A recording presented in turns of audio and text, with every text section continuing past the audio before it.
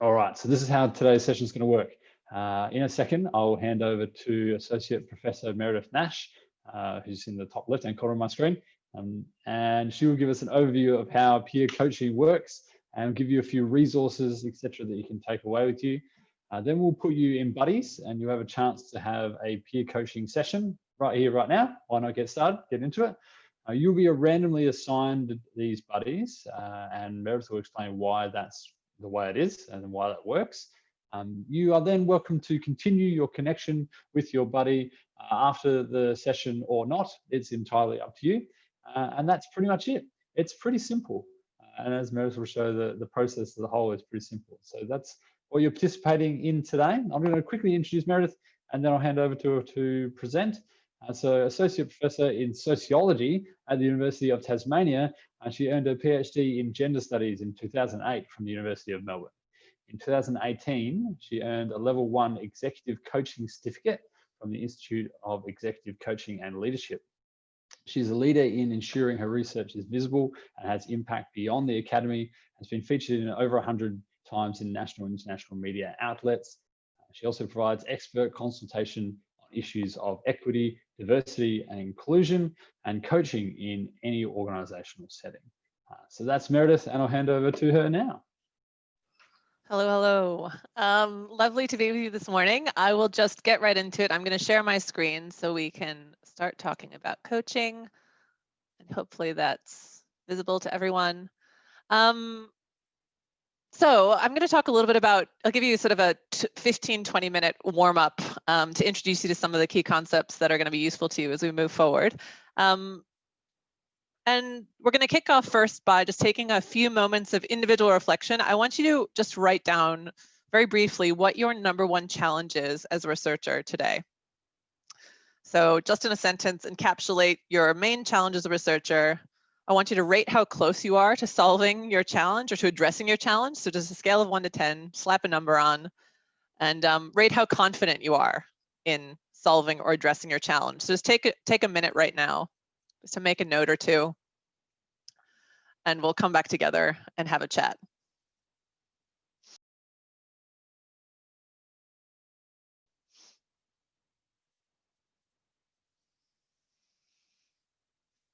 Okay.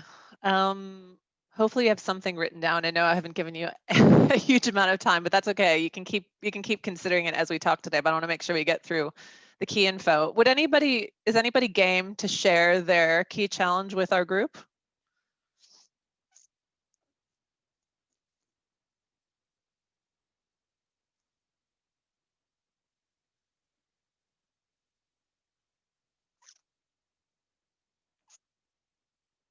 I might have to call on Ben. Or let's see what's happening. If we put some things in the chat? Sure, Rosie, type in your challenge. That would be great. While Rosie's doing that, I might just carry forward, talking a little bit about why I'm talking to you today about coaching.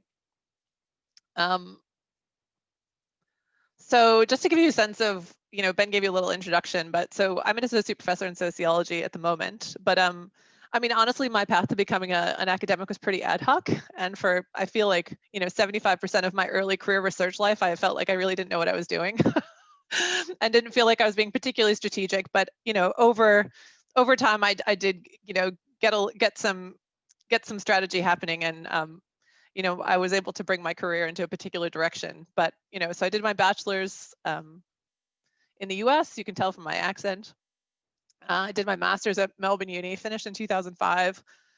And then, sort of facing the harsh reality of, my student visa expiring. So decided to do a PhD purely because I didn't want to go back to the US. So, I didn't, again, doing the PhD wasn't the most, it's not like I've been planning to do it forever, but I ended up doing a PhD in gender studies to buy myself a bit more time in academia. And so I'd gained some experience doing teaching and research. In that period, I was working between Melbourne Uni and Deakin and a few of the residential colleges at Melbourne Uni. I finished my PhD in 2008, and that was in gender studies.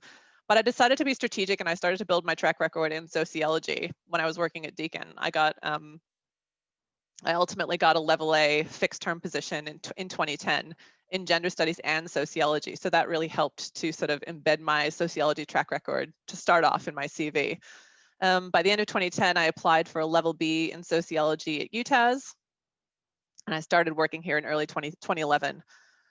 So really for like those first 2 years of my level B appointment, you know, I was like grinding it out. I'm sure a lot of you are sort of feeling that, particularly the end of the PhD to having your first position is really just a lot about publishing things from your PhD, getting a sense of what it's like, you know, what does it mean to be an academic? And so by 2013, after those first couple of years, I knew I wanted to apply for promotion. So, you know, I didn't really know where to start. So there also weren't really any leadership programs at UTAS, like there wasn't a lot for early career researchers. So I'd heard about academic coaching from a colleague. And again, didn't really know what that was about. Like, what do you coach academics about? But you know, this my colleague explained that it was about clarifying your goals and thinking about building a strategy for promotion. So, you know, long story short, I found an academic coach. I worked with her for a year, and then I successfully applied for promotion to level C, so senior lecturer in 2014.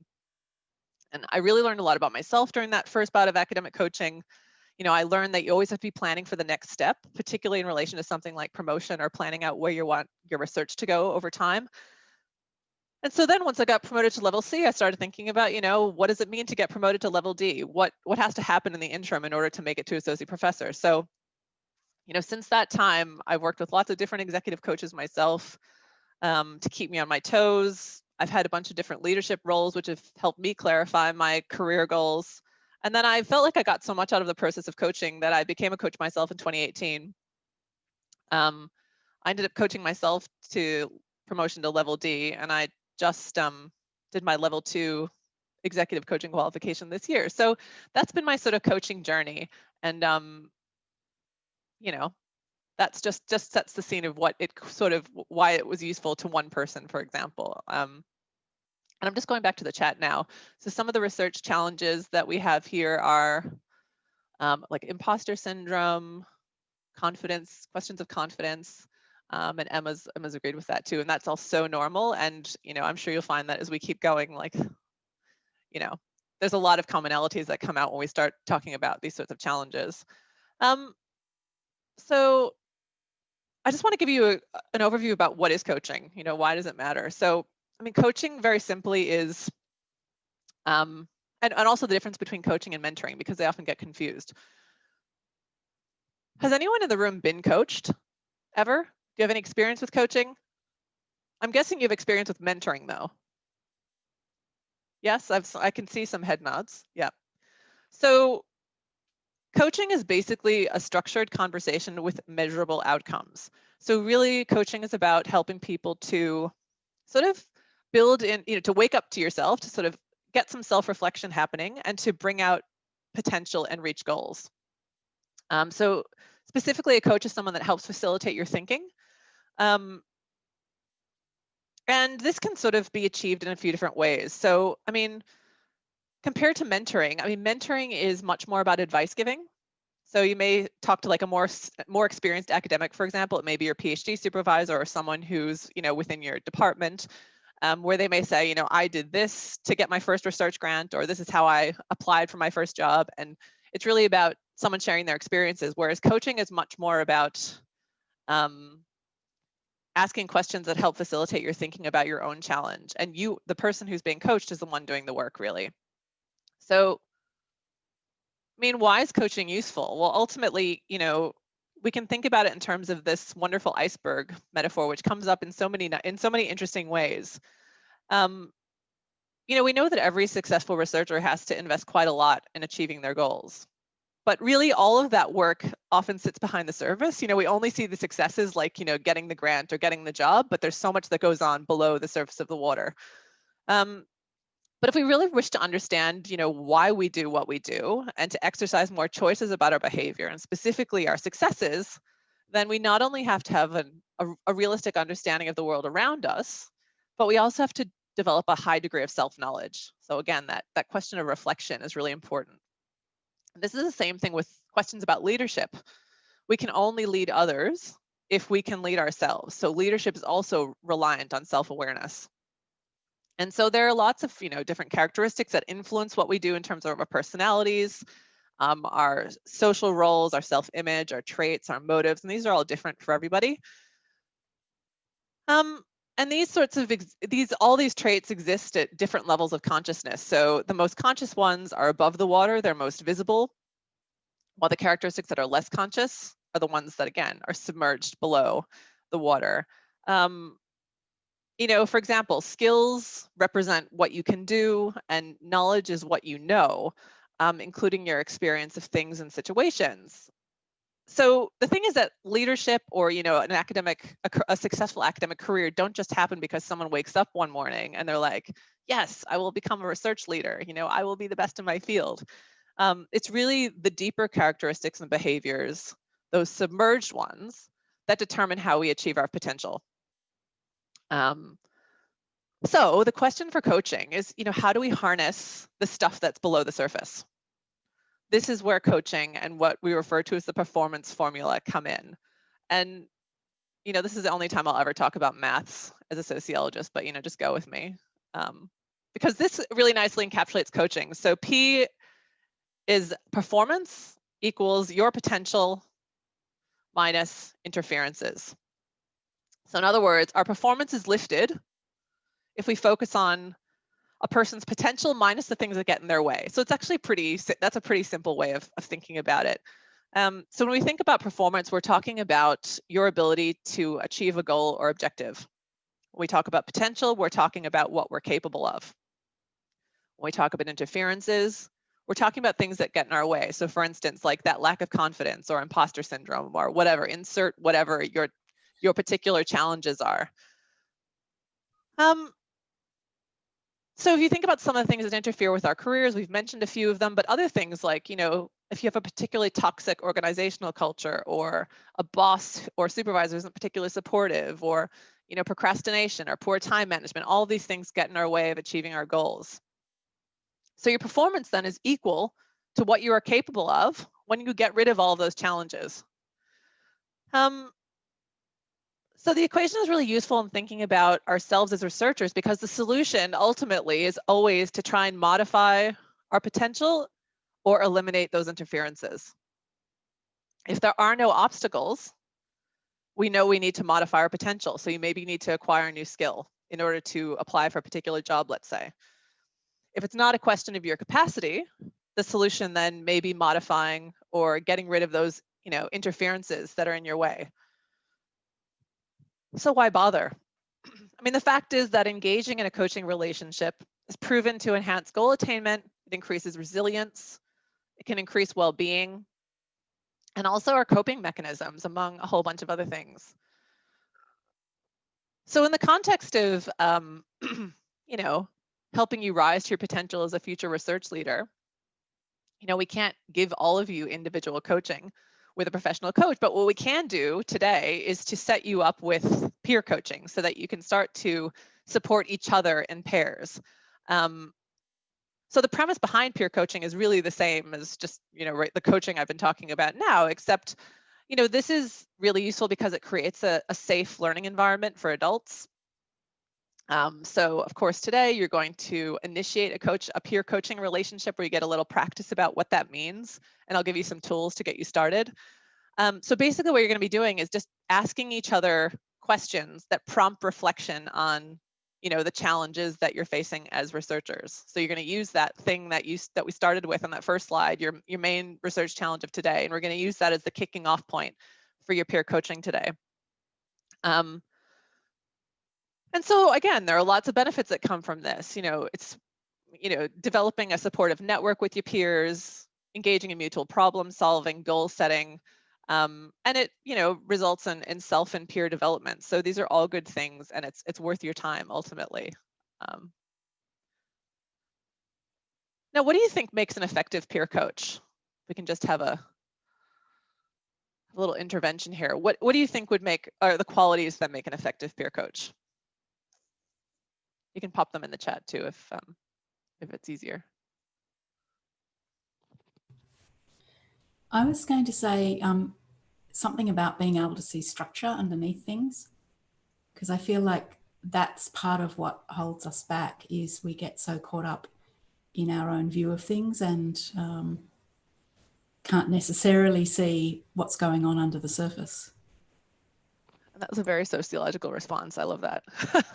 It's it happens. I know. At least I didn't talk about structure and agency. I know, but you were close. I loved it though. Yeah, I know. Sorry about that. No, it's great. Thank you, Catherine. Any other insights about, what characteristics may make an effective peer coach? I was going to say something like listening both to, perhaps the anxiety that is the words that I actually say, and what other problems or might be contained in that. So listening to both my words, but also listening to the whole picture as well, because I think that they don't always match up. Yeah, that's great. Thank you, Rosie. Listening is absolutely essential. So I'll just give you my slides don't want to change. Okay. So here are some of the core qualities that make a good coach full stop, but also make a good peer coach in particular. So, thinking about active listening, not judging, asking open-ended questions that prompt reflection and don't shut down the conversation, building a sense of trust between you and your peer, because of course there's a lot of, there's vulnerability in talking about, lack of confidence or feeling like an imposter, or, these aren't things you just talk about with anyone all the time. So you want to make sure that, you're feeling safe to talk about that with your peer coach. And of course, it's collaborative.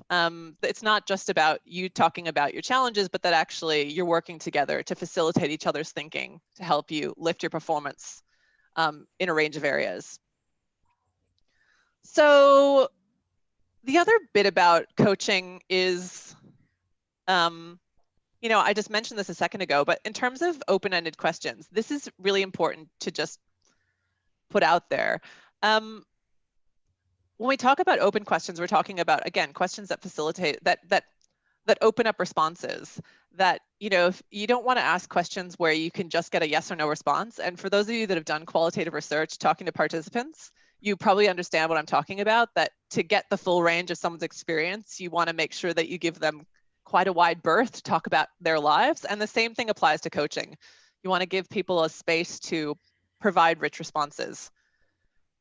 So that's important. The other bit about a coaching conversation is around goals. Goals are really central to the process of coaching. You're helping your peer to get some clarity about what actually needs to be done in order to move forward. But the thing about coaching is that everything that happens between coaching sessions is up to you. So the value of having a coach is the conversation is important, but actually it's the homework that you do between chatting to your coach. So if you don't do what you say you're going to do in the context of setting your goals, then the whole point isn't particularly useful. And that comes down to the kinds of goals you set. A goal should really generate fire in the belly.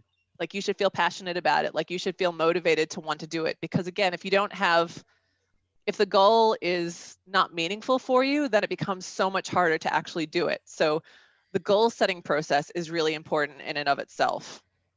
And all the bits and pieces I'm sure you've heard in, professional development seminars that, you talked about SMART goals: specific, measurable, attainable, relevant, time-bound, all that sort of stuff. So I'm not gonna spend a lot of time talking about that, but just keep it in the back of your mind. My final words of advice: when you are the coach, when you're in the position of coach, it's not about you. So if you're acting in the role of coach, you should be talking only about 20% of the time. And your counterpart, that's the word we use to talk about the person being coached, your counterpart is talking about 80% of the time. So it feels like a really imbalanced conversation, but the point is you're giving your partner the space to talk openly about their challenges. And again, you're the one who's facilitating thinking. And you really have to hold your tongue, because it's not about giving advice. That is mentoring. Coaching is not about advice. Coaching is about asking questions and facilitating thinking. Because the thing is that what you think as the coach doesn't really matter. What worked for me around imposter syndrome may not work for you. So if I give you advice about imposter syndrome, then I'm making the conversation about me. Whereas if I'm asking you open-ended questions that help you consider the issue of imposter syndrome, I'm making the conversation about you. So this is where the kind of the head switch has to happen around coaching. Coaching is about listening. Okay, and that's where the key qualities of the coach that I talked about earlier come in. Again, because there's no growth for the counterpart if you're giving them answers. And that's a really important part of the process, and you get better at it once you do it more. When you're the counterpart, when you're the person being coached, just answer each question honestly. And what I always say is don't question the questions. So I'm going to give you a list of questions to ask each other, and they may seem redundant. You may say, why am I asking this? I just need you to forget about that. Just let that weight come off your shoulders. Just ask the questions. Just answer the questions, let them wash over you. And I promise that it's useful and there's a reason that they're there. So it's important when you're the person being coached that also you're a bit prepared. You've thought about what you want to bring to the coaching conversation, because again, you want to get maximum value by doing a little pre-work before you meet with your peer, just so that you have a context for what you're going to talk about. My final advice is be proactive. Again, the value of coaching depends entirely on what you do between the sessions. So if you really want it to work, you're going to have a chat with your, maybe you decide with your peer that you're going to continue on after today. You're going to have, maybe you're going to meet once a month. Sometimes people meet fortnightly. It totally is up to you. But that you get out of it what you put in. So like anything, think about what coaching means in the context of your life right now and what it maybe could bring for you. So getting started, as Ben said, you're just going to get randomly matched with someone today. You're going to, in the time we have remaining, we have about, I'm good on time. It's just 10 o'clock now. We're going to spend about 25-ish minutes in our peer coaching session. So you'll each get about, let's say 10 to 12 minutes to practice asking some questions, and then swapping over. And we'll give you a time signal to when it's time to swap over. You're going to use that research challenge you identified at the start of the session as your kickoff for coaching. If you continue beyond today with your peer, it's a good idea to keep a journal of coaching about thinking, if anything comes up for you, thinking about the conversation you had. It just provides a separate space for reflection about what the process is doing in the context of your career. And again, if you decide to carry on with this, you could meet fortnightly, you could meet once a month, you could meet every couple of months. It really depends on what is working for you and your peer. And there are no rules about what it has to look like. So I will put the template with questions in the chat as soon as I close my slide presentation. But does anybody have any questions about anything I've said before we send you away into breakouts?